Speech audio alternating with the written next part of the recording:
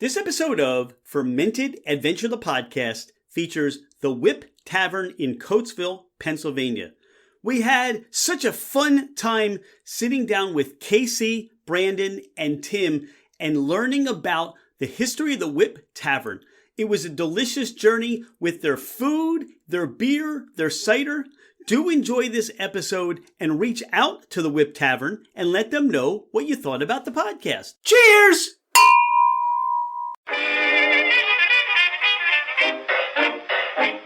Hello, ladies and gentlemen, craft spirit enthusiasts, and those interested in the intoxicating world of craft distilleries, cideries, meaderies, wineries, and the occasional foray into breweries. It's Rich Shane, and welcome to Fermented Adventure, the podcast, where we bring you the fascinating people that are making the mash, fermenting, distilling, bottling, pouring, and delivering to you some of the finest libations in the world. Before we get started, here are a few housekeeping items. Thank you for bringing the podcast into wherever you are and whatever you're doing. We truly are grateful that you have chosen to listen and make us part of your day. It would mean the world to us if you left a 5-star review. This helps us climb in the rankings, and it makes it easier for others to find us. Don't hesitate to leave us your comments as well. If the podcast didn't meet your expectations, tell us why. We're always striving to improve. You can find us at fermentedadventure.com. We are on Instagram and Facebook as Fermented Adventure. Email us at fermentedadventure@gmail.com. All right, FA Nation, let's meet our guests. We're here in West Marlboro, Pennsylvania at the Whip Tavern with Tim, Brandon, and KC. I'm Rich Shane. Dolan Ranieri's here, and this is Fermented Adventure, the podcast. Gentlemen, welcome to the podcast. Thank you, Rich. Thanks for having us. Thanks for coming out.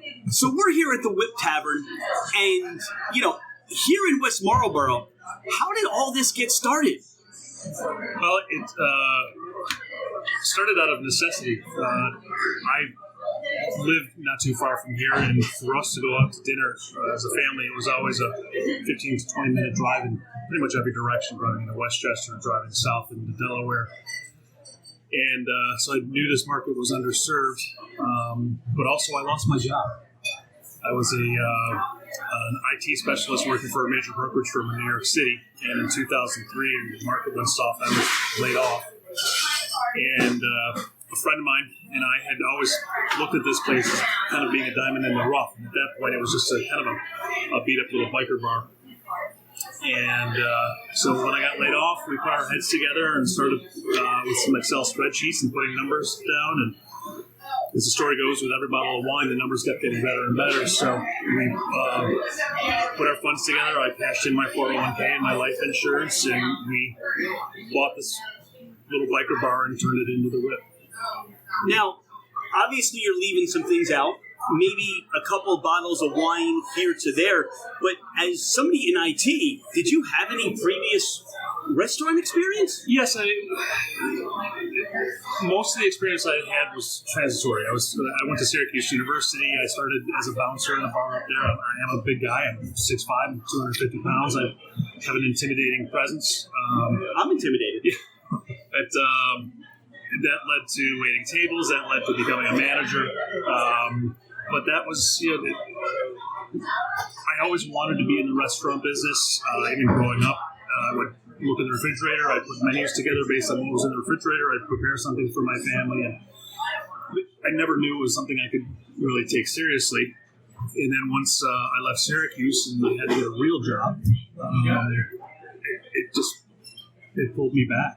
As I said, it was something I always wanted to do, and when this opportunity came up, I dove right in. Talk about the early days of the Whip and some of the growth of the restaurant, the menu development, things like that.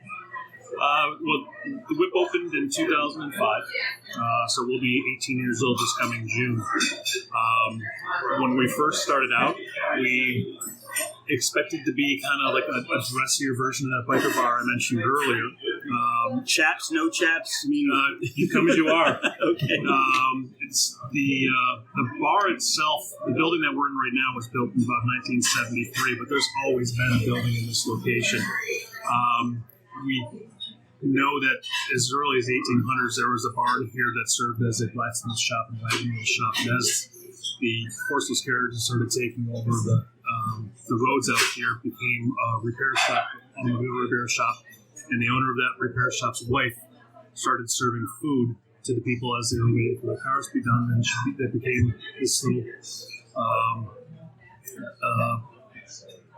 dirt road kind of hangout for people to come and get pies and sandwiches and things like that, and then it morphed into what is now the Whip.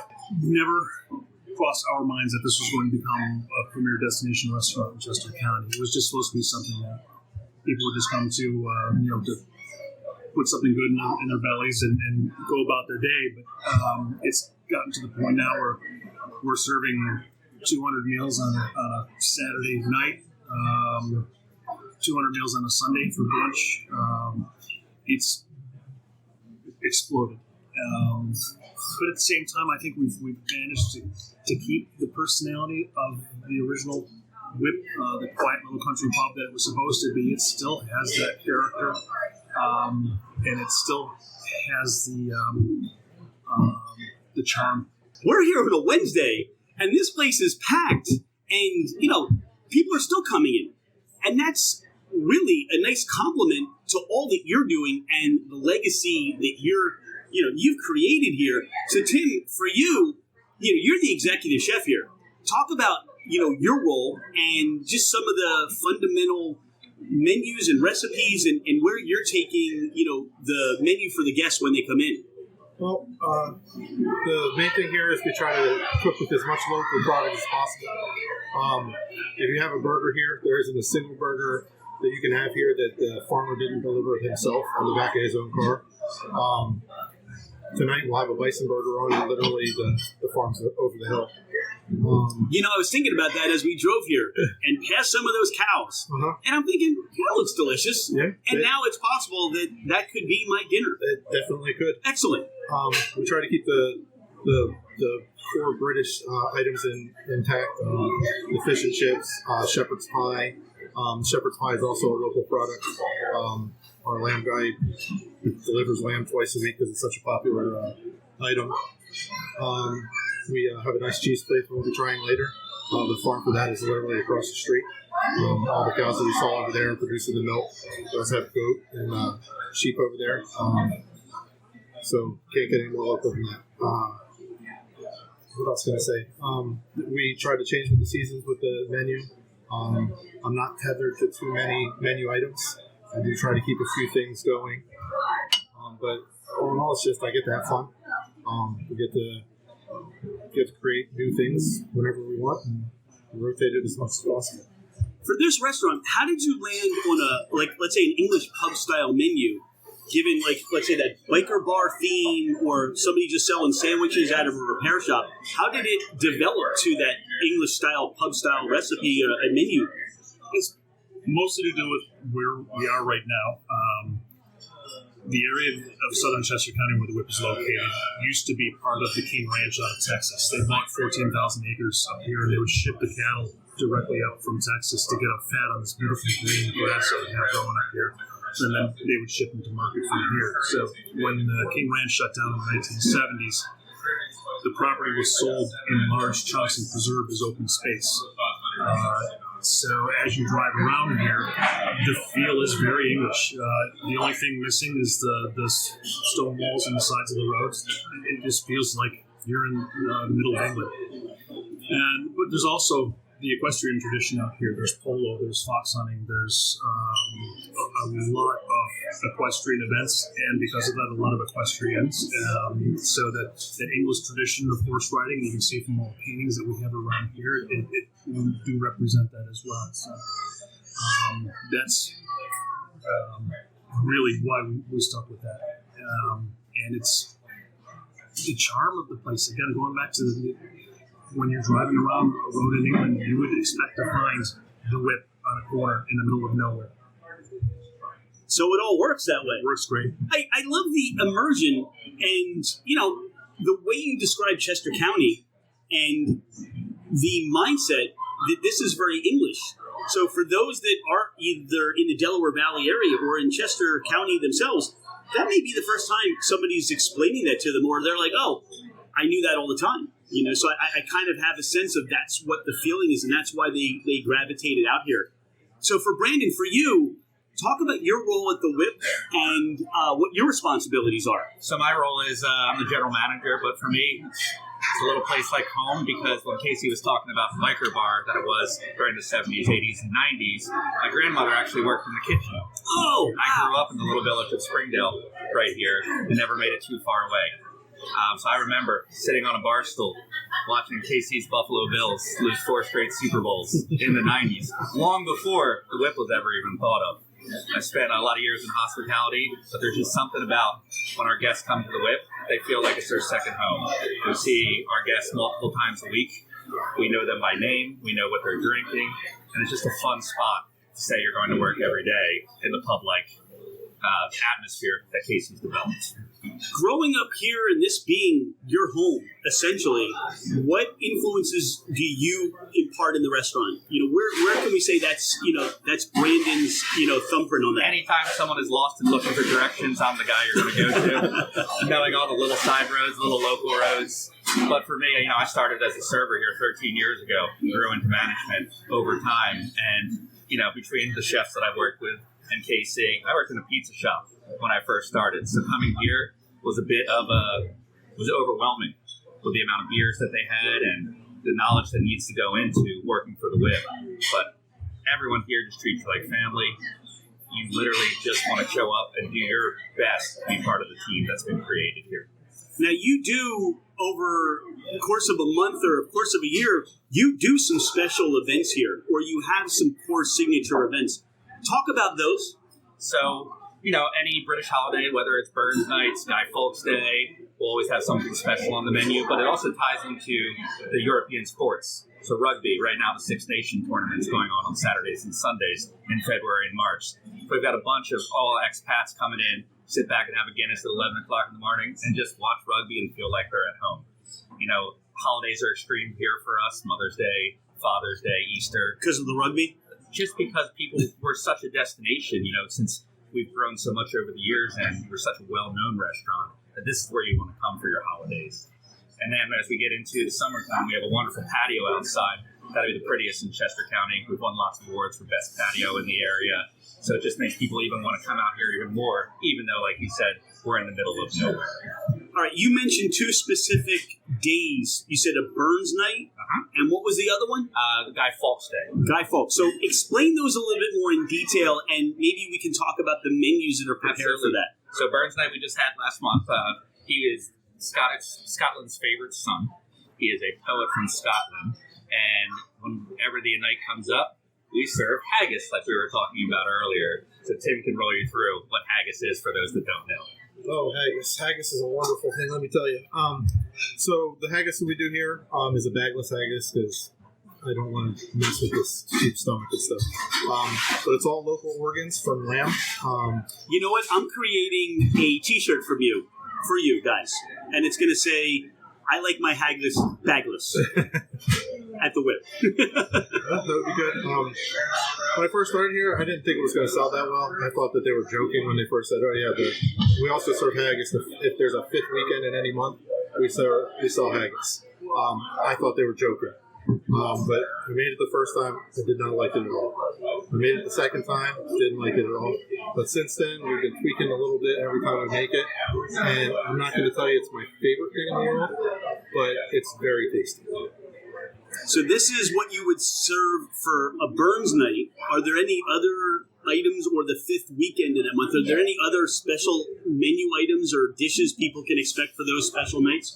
So we have 4 rotating, in addition to the 5th weekend for haggis, we have 4 rotating weekend features that are ever so popular. The first weekend of every month, first Friday, Saturday, and Sunday, we serve roast beef and Yorkshire pudding, which is a traditional British dish. It's going to be our beef with garlic whipped potatoes, green beans, a little au jus with the Yorkie pie right on top, and a little side of horseradish cream.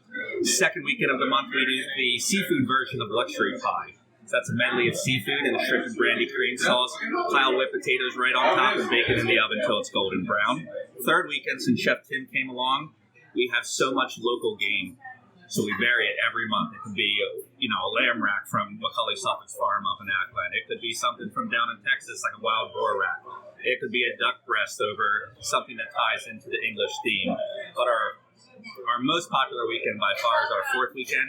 We serve beef Wellington, traditional style. That's the filet wrapped in the puff pastry, baked in the oven until it's golden brown, and there's nothing better on our menu than our beef Wellington. All right, I need a bit because my mouth is watering. That sounds delicious. Don't worry, Rich. Food coming soon. Food coming soon. I keep hearing that. For as you've been here, KC, for as long as you have, and this is your hometown. You were on the bar, and Tim, you've been a staple in restaurants and this one for a long time. What keeps you motivated? What gets you guys out of bed every day? For me, it's the customers. Our customers have learned to love here just as much as the staff as we learned to love it. So like I said, showing up is never a challenge. Every day is fun. Every day is fast-paced. Every day is different. So you're never going through that same grind like you do in some restaurants. Well, for me, the customers are important, but I've got a really good team. I've got a bunch of young guys who are just hungry and wanting to learn.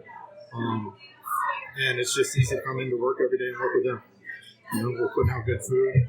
I get to teach them different things.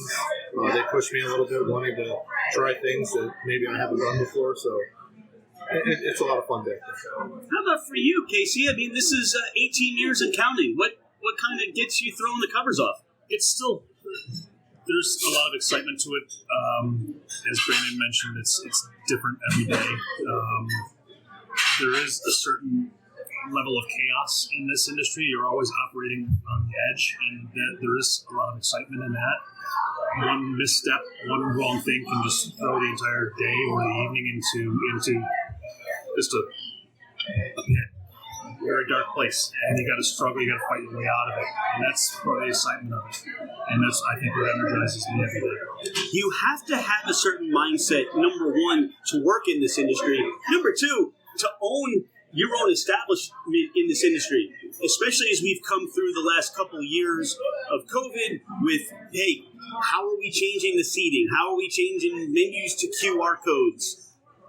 Do we have glassware for tonight?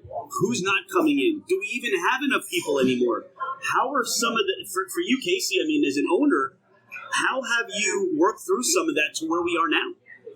I think the biggest thing we learned coming out of COVID is doing more with less. We have supply chain issues, so we're constantly struggling to find just ridiculous items, cornstarch or doilies or French fries. And it's very random. I needed time last night. I went to the supermarket to buy time. There's no time on the shelves whatsoever. Fresh or... All right, next time we're coming out, I have cornstarch and I have time. I could have helped you out. Not the amounts that we go through, though. So it's not only the supply chain issues, but everyone's struggling with labor. And it stresses everybody. And especially during COVID, we might be ready to go and about to unlock the door, and somebody will call up and say, I just tested positive, I can't come in. So now you're down a set of hands. What can we serve some days is, what can't we serve just because we don't have a key ingredient? How are we going to get through dinner service if we've got a bartender and a server, or a bartender and a dishwasher out? And we did a lot of improvisation and made it through. As you adapt, as you overcome, as you improvise, when you look out on your restaurant today and see this based on what you've come through, how does that make you feel? Extraordinarily proud, especially proud of my staff, and sticking with me and sticking with this concept through the entire thing. It was a very bumpy road. It was a very unpredictable road. Lots of twists and turns, and we lost a lot of businesses, not locally, but in the restaurant industry. We have a very good friend who had lost 3 restaurants in California because of COVID. And the fact that we're still here, the fact that we're still as busy as we've ever been, if not busier, is a testament to what my guys and I call them my children, what they've been able to do. That's tremendous. And I understand this little tavern has a very interesting and unique beer program, and you also have your own cider. So why don't we take a break? We'll come back, and we'll talk through and taste some of those items. How's that? And I hear there's cheese on the menu somewhere. Yes, sir. All right, thanks, Tim. See you soon. Pardon the interruption. If you like what you hear, if you love what you're hearing, please share the podcast. Please take a screenshot of the podcast, post it on your social media, tag us just to let everybody else know about Fermented Adventure, the podcast. We'd be grateful for your help to grow our podcast. We're back. Okay. My mouth was watering before, Tim, but, literally I've got a bucket underneath me now. And we've got a beer, we've got a cider here, we've got some mustard. Casey brought that over here. I can't wait to dive in and talk about this. This is a beautiful cheese platter, and you've got the Scotch eggs. Scotch eggs, yes. Scotch eggs. And I love, how did you know? Like, Scotch eggs. I love Scotch eggs. Everybody loves Scotch eggs. It's one of our most popular appetizers. Now, again, for Dawn and I, this is how we would share a fermented adventure. The cider, we've got some beer, and then maybe a little small plate. So you got us dialed in. We really appreciate that. Talk about, what should we do, cider or beer first, or Scotch eggs? What do you think we should do? Well, just cheese? When everyone else comes to the pub, the first thing they always start with is a Scotch egg. So I figured we'd start off there. Chef's going to walk you through the Scotch egg, and then I'm going to let you know what we paired it with today. So we have ground pork that we wrap around a hard-boiled egg. Wrap it in some panko. Deep fry it until it's crispy golden. I definitely recommend the English mustard with it, especially with the beer we're going to have with it, which is the Old Speckled Hen. The Old Speckled Pig? Old Speckled Hen. So I was even closer, and I haven't even started drinking. All right. Now, Rich, you got to get a little mustard, but it goes a long way. I'm getting. Did I do okay on the dip there? Got some zing to it. All right. Did I do okay? So I don't want to talk because I don't want to mess up the happiness going on in my mouth right now. Now, I will tell you, and again, this isn't just because of the podcast. This might be the best Scotch egg I've ever had. Well, thank you. I appreciate And that. why I love it is I love the creaminess of the yolk. Mm-hmm. It's not overdone. I get the pork in that, but anytime I think we've had a Scotch egg, one of the disappointments I've been is that crust either is soggy, it's not crunchy, or it falls apart even before you get that. Like, you cut these, are all coated. Is there a secret that you can share with the world to make sure that more people are making these right? Or let's not even tell them. Let's have them come here and get the right one, right? Yeah, you just have to have the right cooks in the right places, make a delicious food. So I'll tell you one nice thing about these Scotch eggs. Like Chef was saying, we try and source everything as local as possible. We get some of our ground pork from the people down the street from us that create scrapple, Frank's. So we know literally 4 miles down 841, that's where that sausage is coming from today. It's so wonderfully seasoned. I get some sage in there. Mm-hmm. That really comes out. That's tremendous. And like I said, we've got 4 more here. You got a little bit of greens that make a nice little platter. What beer would you pair with that? So today we're pairing it with Moreland's Old Speckled Hen. Figured we'd start with something a little on the lighter side. So Moreland's is 3.5%, very mild English pale ale. It's going to have that same mouthfeel as Guinness to it, though, because it's all nitrogen, so it's going to have a nice creaminess to it. It's going to have a touch of fruitiness, a nice malt balance, and you'll feel a little bit of bitterness as you finish it up. That malt, I really love. I still have the Scotch egg still working its way through in my mouth. So that malt, the way you paired this is just perfect. And this is a great beer for when they do come to watch the rugby, the football matches. Because you can have a few of them. It's not like nowadays, 7, 8, 9% IPAs. We're talking something British style, so highly drinkable, where you're still getting that great flavor. I do love that maltiness that really punches through.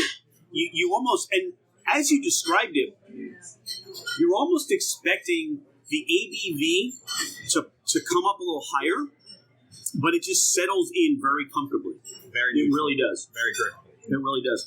You've talked about a lot of these sports, the English sports that are out today, and as Americans, how are you adapting and rooting? Who do you root for when you see them on the telly? And we're not used to that being the American sport, but there's some really cool things. And rugby, as you said, the championships, the tournaments are going on.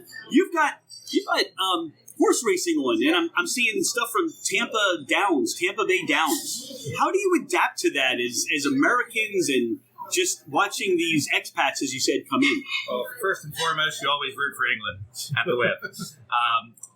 You'll get a mixture of Irish crowd, Scottish crowd, the English crowd, and they honestly love watching sports together.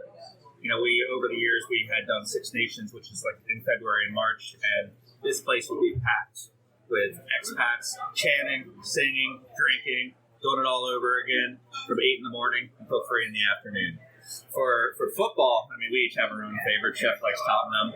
I'm more of a Man City guy myself. But, growing up in this area, horse racing has always been a part of it. Like Casey said, with the land being protected out here, and we'll get to how buying a pint of our cider helps do that here in just a short second. You'll never see housing neighborhoods, so it's always been horse fields and farms for as long as I can remember. The enjoyment of this conversation, learning more about your interest in these sports, it's almost like, hey, we're having this conversation over a pint. This beer specifically just really brings in so many levels.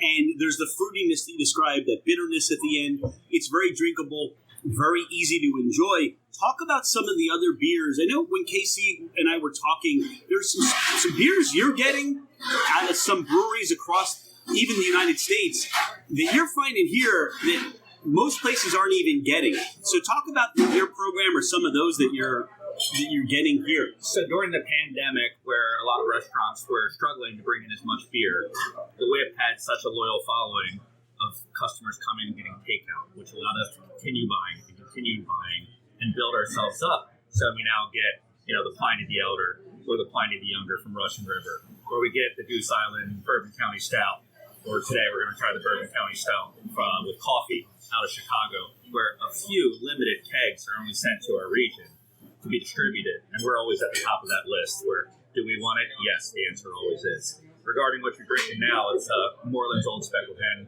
We are the #1 purchaser through 31st and Wharton, and #3 in the United States of America for consumption in this little tiny pub. So it's pretty awesome that a 42-seat restaurant can be #3 in the U.S. when it comes to selling certain kinds of beer. That's high praise, and that's high praise to the following, KC, that just as an idea, as an IT guy, I'm going to buy a biker bar. And what leads to that is, hey, these breweries are recognizing you for your consumption. The guests and the patrons here are saying, look, if you're going to have it and you have it on the menu, we're going to make sure we keep coming here and enjoying our time here. And I can see why. Like, this is wonderful. The beer, the eggs. What do we move until next? Well, it's time to move to our most local product from right across the street at the farm at Doe Run. Is our Doe Run Farms cheese board. Don't put those eggs too far away. Chef, you want to walk Rich through what we got on the plate today? All right, so we have spice pecans. This is local honey from Walt's Northwestern Honey. Big fans of them, by the way. Yeah, and they supply Duck Butts Meadery and some of the other local meaderies with their honey too. So shout out to Duck Butts while we're here. This cheese here is the Black Swallowtail. This is the Hummingbird. And then the Seven Sisters, which is the flagship for Doe Run Farms across the street. This is the first time that Dawn and I are doing cheese on the podcast. Okay. So, again, this is like the fun part about... Or Rich is doing cheese, because I can't have cheese. So Rich will do cheese, Dawn will be here, and she'll support me on my cheese efforts. But it's fun because this is where we end up. We never know what that adventure and where it's going to take us. So how should we go about trying these cheeses? And these are so local cheese. These are fresh. Absolutely. Like, it's a stone's throw across the street. I say we try it with this for Fox Sake Cider, which is our own cider. We just got dropped off a little haggis for you to try. Love you. Rich, I'm gonna pop that. I'm gonna let Dawn try that first, and if I don't like legacy. So for Fox Sake is the cider, right? All right, how should we go about this? You're a tour guides. Where should we go? So let's talk about how we got to For Fox Sake. So as a pub, when I first started working here, when Casey first opened, we sold Strongbow cider, which is English cider, very excellent dry cider. And then 7 years ago, Might be longer, might be 8 or 9 years ago. a little less than a decade ago, Strongbow changed their cider from a dry cider to more of a sweet cider They were purchased by Heineken. to try and compete with the Angry Orchards and everything else out there. We knew our customers. We knew that they loved the cider we had. So Casey literally tried southeastern Pennsylvania wineries, cideries, anywhere to try and find a comparable fit to what the pub was looking for. And we were lucky enough to meet Troy from Big Hill Cider Works out in Darters, PA, who was able to develop something a little off of his traditional standard cider that fits perfectly for what we were trying to do with it. Part of, like I was saying earlier, part of every pint that we sell out here, Casey donates 50 cents back to the Conservancy to protect the land. So the way you see the land out here today, it'll look like that in 10 years still, 20 years still, 30 years still, as it gets renewed for 99-year leases at a time. So it's really for the fox's sake that you keep drinking that, Rich, because you're protecting the land. I'm protecting the land, I'm protecting the foxes. Exactly. I love that. On this cider, I mean, kind of KC, you did a lot of traveling around to come up with this flavor profile that may have been associated more with something more of a drier cider. But as you were coming together with Big Hill, what were some of those nose or flavor profiles that you were thinking about creating? It was more along the lines of trying to create something that was, we wanted off dry. We wanted a light effervescence, nothing too bubbly. And I wanted something that almost had like a Chardonnay character to it. And that's what we were able to develop with Troy. Troy was known for using champagne yeast in his ciders, which gives it that lightness. All right, so we just came from CiderCon in Chicago. That's where we were last week. And sadly, we didn't make it to Goose Island to check out some of those beers, but we drank a lot of cider. And we're big fans of Big Hill Cider Works, too, and what they're doing. I can understand and see where this fits with an English-style cider and fits very well into the pub style of cider. We've been to London, so we've had a little bit of cider, and I could see, again, sitting down with a couple of these. The ABV is not high, so I can have a couple.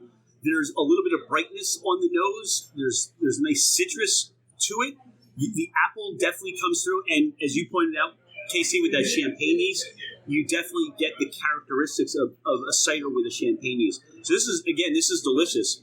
Now I know why everybody's flocking here for all these events. This is wonderful.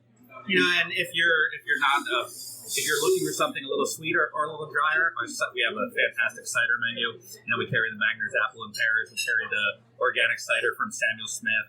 We carry whatever the seasonal flavor is from down east, or, you know, other craft breweries that are out there right now. So cider is really, you know, from when I first started working here, the cider industry has just boomed, especially in the last 5 to 7 years out here. And because our liquor license does not allow us to serve anything other than fermented beverages, so beer and cider only. And because of that, when people walk in and they ask for a glass of wine, they're not beer drinkers, we can offer them this. Gets that person something in their hand that if they're not a beer drinker, they can really enjoy. We did our podcast discussion last night as a recap of CiderCon. And it's perfect that you introduced this to us. And one of the questions I posed to where the cider industry is now is, why not cider? Why aren't you drinking cider? And part of, for Dawn and the conversation we had was, I think it comes from you as a place that offers cider, that you are either educating your customers or influencing your customers, and you're able to pair these for Tim, for what you're doing, with things that are very comparable, that flavor of the food and the flavor of the cider will really marry well. It's a complex question, but how do you find that you're introducing cider to your customer? Because people know beer. like Casey was saying, I think for us it ties in with, having the tavern license only. So when someone comes in, it's like, oh, I'm looking for a nice glass of Chardonnay. This is a perfect balance for someone that's, might have been looking for something one way, but ended up going a different avenue, and now maybe found something that they love will bring them back to the pub. Having it be off dry, it just is comparable to so many different dishes we have on our menu as well. So it's not that sweet forward, or it's not that completely champagne feeling. It's the balance of it that really makes everyone fall in love with the for fox steak. I would say my impression is more towards not a sweet Riesling, but more of a Riesling of the style that's going to be a little more dry on a Riesling profile. That's just me. But it's delicious. And I'm glad that if you're buying this, you're now saving some fox and some land. So that's always good. Tim, now that we have our cider, where are we going with some of this cheese? All right, I always suggest you start with the Seven Sisters. He's giving me a fork and a knife, and I don't know why. Just pick it up, Rich. Just pick it up. We're in the country. I know. All right, take a picture. All right, Seven Sisters is which one? This one right here. All right, I'm going to be refined, and I'm taking my cheese with a fork and a knife. Cut a little piece for me. All right. Dawn's going to eat Grab my cheese. pill. Dawn left the podcast. I love cheese. It just doesn't. So this was their first cheese. This is their flagship cheese. Okay. Seven Sisters is the name of it. It's Gonna get it named right. after the original 7 cows that they had on the farm. Oh, really? I love that story. There's so much behind everything. There's so much behind the whip. There's so much behind Seven Sisters and cheese and beer and cider. It's not like you're just drinking and eating something. There's a story. Mm-hmm. That's wonderful. And, one of the cool parts about the pub is, you can come here for your best night out, or you can come here as soon as you get off work. So a lot of the people that work across the street at the Farm and Go Run regularly come here at 12 o'clock. They have their lunch with us and then head back out to the fields to finish up their day. So you're their commissary. That's the best way to put it, Rich. I haven't heard it that way, but I like it. Now, I tried some of this cheese. I love the saltiness and the creaminess. It almost is if it's a little harder, but it comes off softer. Does that make sense? Mm-hmm. Again, we've never really done cheese on the podcast. Dawn, what do you think? It's delicious. What do you want to move along to next, Chef? Well, I wanted to say, the nice thing is, as that cheese and the creaminess and the brininess and the saltiness, those bursts of salt crystals, again, I'm curious. I was curious just to see how the cider would kind of play in. And some of that brings out, I think, more of the apple character of the cider. I can almost get, this isn't a very tannic cider. It's not very acidic. There's a brightness to it. There's what I think this cheese does is it brings out more of the citrus notes to this cider. So for our next cheese, we'll go to the Hummingbird. It's a softer style cheese. This one is made with sheep's and cow's milk. See, I love cheese. I love the style of everything you put together here. And it's funny because I guess for me, as a pub, this wouldn't have been my first thought, but I guess it fits so well with the countryside and the area we're living in and the ability to highlight something so close by. This is, wow. Where have you been all my life? Cheese and whip and there's still haggis. I don't know. Remember, Rich, come back any day except Tuesday. Okay, because you're closed on Tuesday. The last one here is the Black Swallowtail. Now you put honey here. You put a little bit of these toasted pieces of bread, and is there anything we should be You can pairing do with it that? any way you like. I always recommend trying the cheese by itself first. And then going and then doing going that. with all the extra stuff. Okay, Because as you try the extra stuff, it's actually going to play with the cider different. gotcha. maybe Why bring didn't out you do the different- cider after that last one? Maybe bring out different notes that you didn't see there before. Casey, again, you see this menu and what's going on around you. What are your overall impressions as you've seen the food scene here and the beer and cider scene grow in this area from when you started? When we first opened up the gastro pub concept was just taking off. We didn't necessarily think that's what we were, or that wasn't something that we actually researched. And we knew that we were going to, I don't want to say have an issue attracting customers because of our beer-only license, but it was going to be a struggle for us. But we made the best of it. We went from a very, very modest beer menu to thinking we probably have one of the most robust beer menus in the county, at least. And it's also it's a very dynamic menu. We're constantly getting new beers and searching out new breweries to the point that we're, as Brandon pointed out earlier, the distributors are coming to us first and saying, "Hey, the Whip is a premier beer destination. We've got to have these beers on that menu." And the same thing has happened with our food menu. As the Whip has grown and grown older, it's also matured, just like a child would. And we have, I don't want to say refined is the wrong word. I don't want the context of that to be mistaken, but we've really nailed our menu down. And we've taken advantage of different cooking processes, including the sous vide and Tim's knowledge in the kitchen. It's just really allowed us to produce some spectacular food. I just like leaving stuff there. So let that float. What I found from that last cheese that we just tried, and then complementing it with your pecans, was that it really brought the effervescence. It's so much fun to take a little cheese, try a little cider, and see how it brings out the character, not only of the cider, but the cheese as well as that. Great on you guys for what you're doing here. And the last one, so this says they're Black Swallow, which is they just won first place at the Pennsylvania Farm Show 3 weeks ago for this one. We're very proud to be serving this today. And we do rotate through the cheeses that they have over there. One of my favorites we didn't have today was the St. Malachi. We just ran out of that last Monday night, I guess. But yeah, every time I put a cheese order, I try to get at least something different. You almost always have the Seven Sisters on there. You usually have the Hummingbird, and then the third cheese will always rotate. I would say the other thing I just got from this last one, remind me of the name? Black Swallowtail. Black Swallowtail, was that as you get closer to the rind or the outside of the cheese, I get a grassy note to it.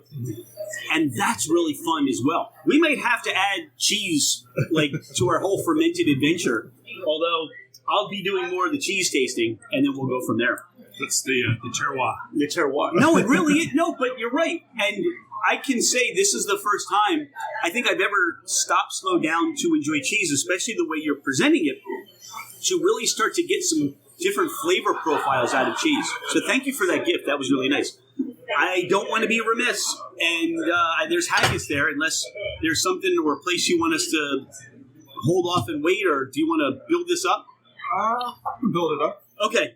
This is very unique for us, because what we've done is we've got plenty of more to drink and try, but we've kind of flipped it, where we're actually eating more than we normally drink. Is that right, Dawn? I think so.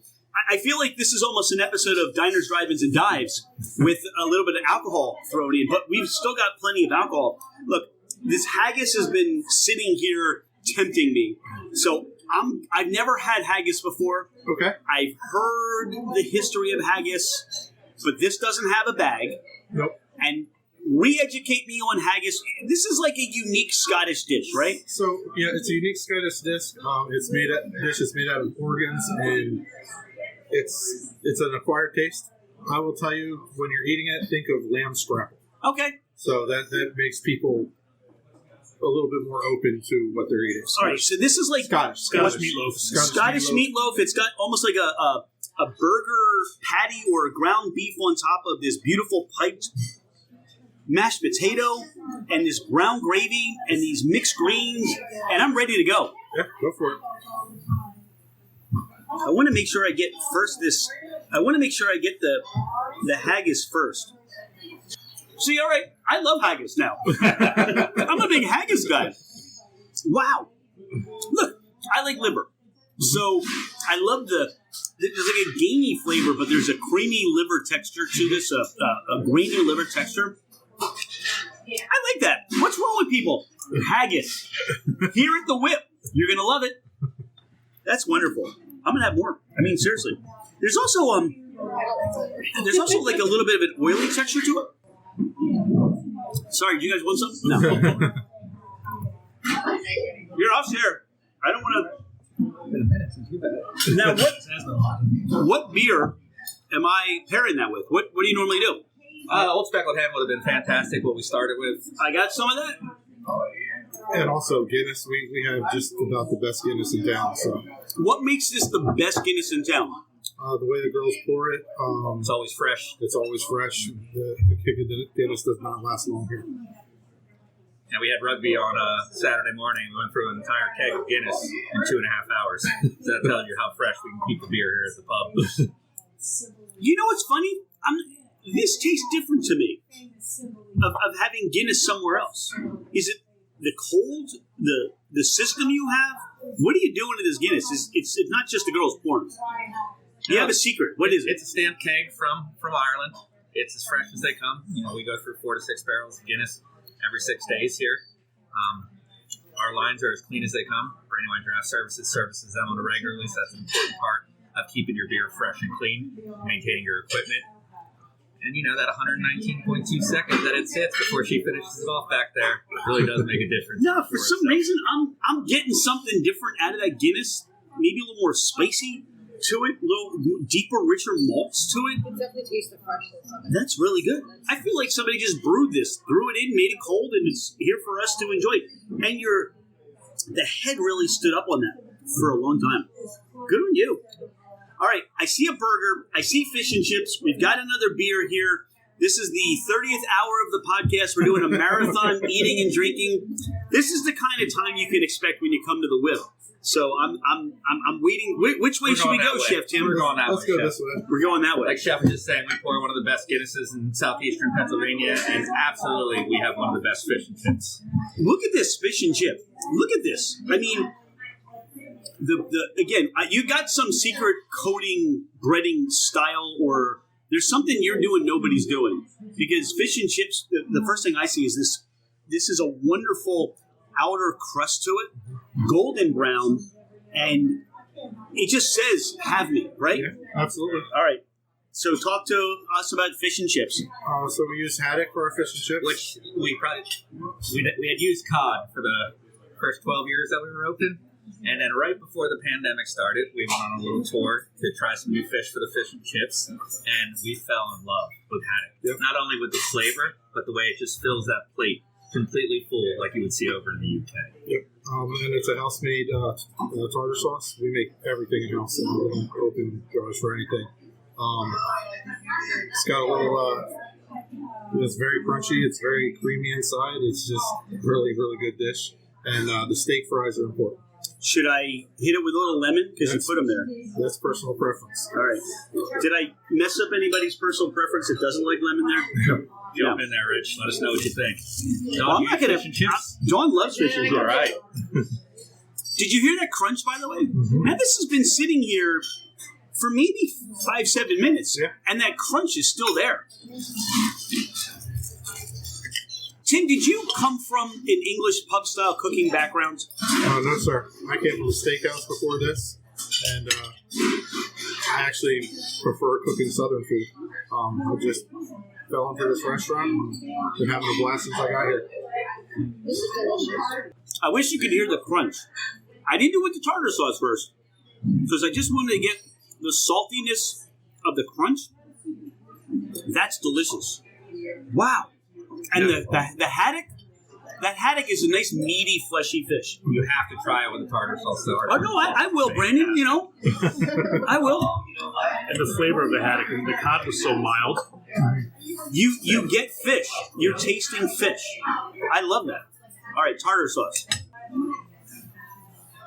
I'm glad we decided to sleep here. You are not going to be disappointed with the portion sizes, the flavor. You're going to love it here. I'm glad we're here. So, thanks to Scott Wisher of Scott's Mini Woodshop, who was a guest on the podcast, for introducing us to Casey, Brandon, and Tim. Now, this fish and chips, what are we pairing this with? Is there a specific beer? Go back to the Guinness. The Guinness, the Old Stucco Hen, the Pliny. Pliny. Any of them. Pliny. Well, we haven't had the Pliny, so talk about Pliny. So this is one of the toughest beers out there to get your hands on. Hoppy. Which, are you a big hop head, or are you not so much? Rich? Not so much. Dawn and I tend to gravitate less towards IPAs, but we're always willing to go to some sort of lengths to try everything. So I tried haggis today. This is made out in California by Russian River Brewing Company. It is one of the premier IPAs made in the U.S. right now. It's an 8% double IPA. For an 8%er, it is smooth. A little too smooth. You know, I would say, and this is just me, I don't know if that fits with the fish and chips, because so much of that hops and the bitterness really, it kind of cleanses out your palate, but I can see... So our party, the burger, that's where you go with the burger. Yeah. Okay. Oh, yeah. Well, I'm still, I haven't even had a chip yet. Oh, I'm glad you like that.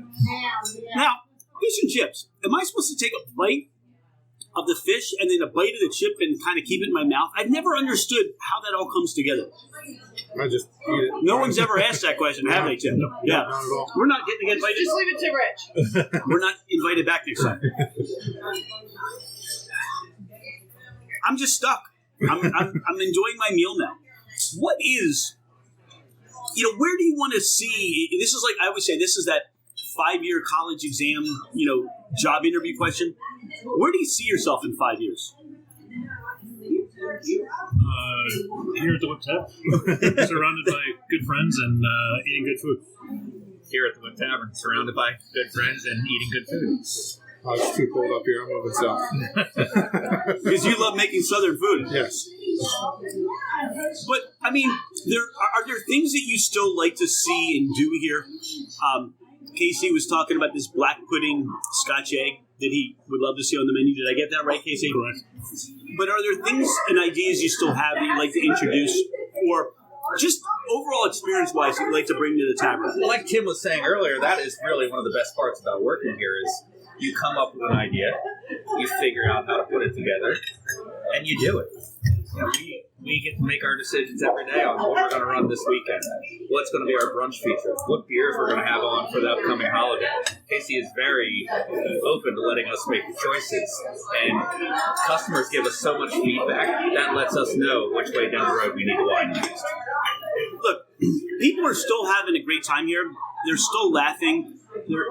That's one of the things that I've heard since we got here. Laughter, happiness. That's what a pub like this brings. It's community. And people come here because it's going to be great food. They're going to enjoy their drink. They're going to be able to watch their sports and build and keep and establish relationships. Casey, that's what you've done here. It's an experience like this, and especially when you introduce food and maybe a few drinks to the equation. It's all about building memories. And as you walk around the restaurant, you'll hear people say something like, I remember the last time I had this particular dish, it was in London. And this takes me right back there. Or I remember the last time I had this dish, it was with, my late mother, or I was with family on a vacation, and it takes me right back there. So it's all about the memories. You're making memories here. That's a pretty tall order when you really consider that responsibility of what you're doing. It really is, and you're succeeding at it. I'm not going to let this burger go. Tim, introduce the burger. All right, so this is the farm burger. This started with a local farmer came up to me and said, I'm about to butcher a cow. I don't know what I'm going to do with the meat. Would you like to buy some? And I said, absolutely. It sounds like the beginning of some sort of, song. Yeah. So it was a couple weeks out, so I started coming up with ideas because there was a lot of beef that I was going to have to sell in a hurry. So this was only supposed to be a limited time feature. the popularity of it has been so good that I don't see it coming off the menu anytime soon. But this isn't that same cow anymore, is it? No. Okay. No. We're well beyond that. So it has a Saison sauce on top, an IPA pickle that we make in-house, caramelized onions, and then there's a mustard on the bottom that's made with the for fox's sake cider. We top it with some English cheddar, lettuce, tomato, and throw it on a brioche bun, and it's a mouthful. You're not messing around here. I mean, the thought that went in to say, I don't want to just throw a pickle on there. You made an IPA pickle. You could have just made some sort of a sauce or something, or an accompaniment. But you said, let's use our cider. So one of the things about this burger, no matter what kind of style of beer you like, it's on the burger. What kind of what? Any kind of beer style you like, it's on the burger. Okay. Saison. I don't see the sour on there yet. I got you. Yeah, it pairs well with any beer, and it's been very popular. Wow, look at that. Picture time. Let's mix that. Look at how perfectly that was cooked. We got a very talented staff back there. All right. Juicy, mustardy. I've spilled it all over my pants. The beef, unlike anything, there's so much flavor there. It's cooked perfectly, tender. But then you get these pickles, the vinegar of the pickles, the zing of the pickles. Yeah, we call them fiery IPA pickles. Wow. I need some hoppy IPA now. I love how everybody came to my rescue with napkins. If you didn't see this on the podcast, but I just had 8 napkins shoved in my face. But nice to see I still, I'm still in one semblance of order. So I'm going to try this after with the IPA. That stands up great to that. That is the perfect pairing, this IPA. You had the Russian River to this. Is there anything we haven't eaten yet on the podcast that you guys want to bring? No, I'm just kidding. Actually, Rich, no, stop. We still have our best item to try. We got to be, And we are not letting you leave without trying this. There's one more item for you. Okay. And people drive for miles and miles and miles. I hope this is a toothpick. All right. Okay, Brandon, I was about to land the plane, and you decided we're going to another location here. It's our last circle around, Rich. Holy cow. Not only that, you brought, 2 more drinks and... All right. So, you remember earlier when we were talking about how we do these crazy limited release beers? This is one of them. So, this is the 2022 Goose Island Bourbon County Stout that's brewed with coffee beans. That's going to be my favorite. So, that's going to be a 13.5% boozy stout, chocolate notes. This is our gift. Thank you. I mean, this whole thing's been a gift. This is wonderful.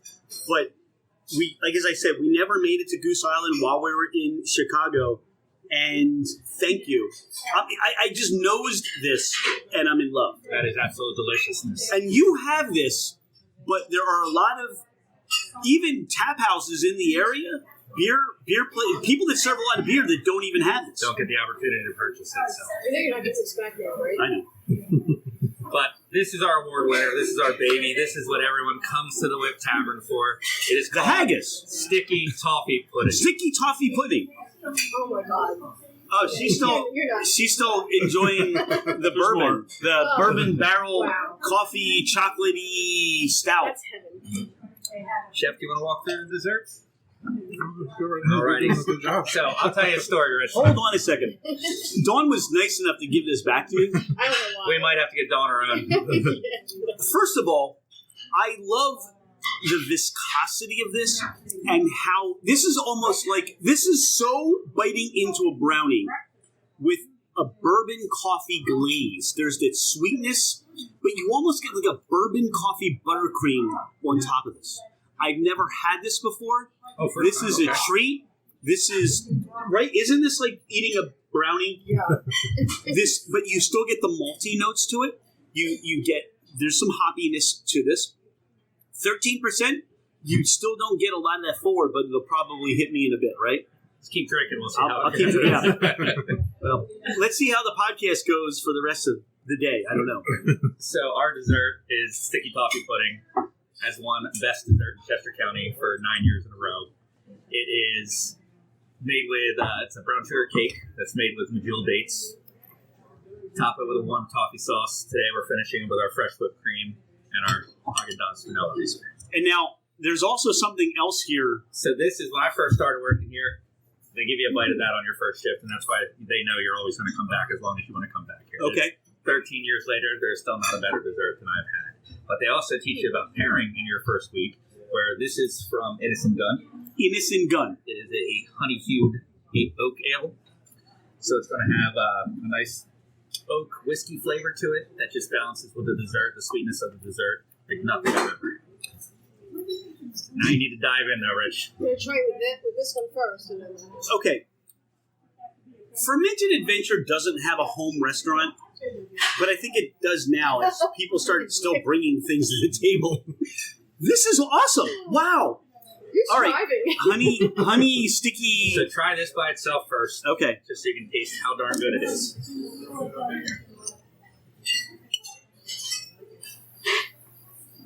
So that's how you keep your staff. Yeah, I can see why. Wow. I love, see, you know what really surprised me about that? I wasn't expecting it to be as, I kind of had more of a dense thought to it as to what it would be in my head.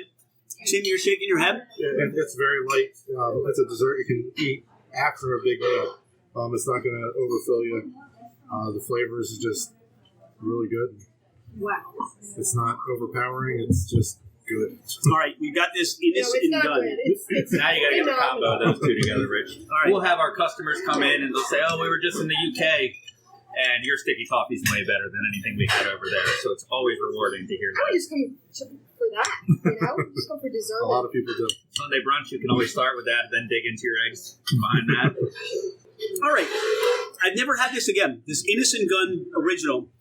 I was expecting it to be a little bit more honey-like on the palate or honey-like on the mouthfeel. And more oak.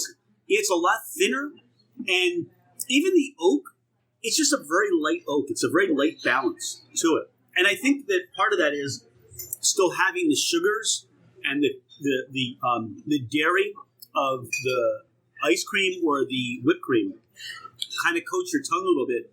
So I would almost say let's try to see how this goes by itself first. Let it warm up a touch. Too. Yeah. All right. I was trying to do this before, and I'm hesitant to try this again. Is there anything we haven't talked about on the podcast that you want to talk about today? Don't forget, St. Patrick's Day is coming up, Friday, March 17th. Nothing like St. Patrick's Day weekend at the pub. Chef Tim will be... He'll be whipping out his corned beef and shag rolls. He'll be whipping out... Wait, slow down. Corned beef and cabbage egg rolls. egg rolls. Yep. Okay. And they come with a whiskey mustard sauce. We'll also have Irish boiling bacon and cabbage.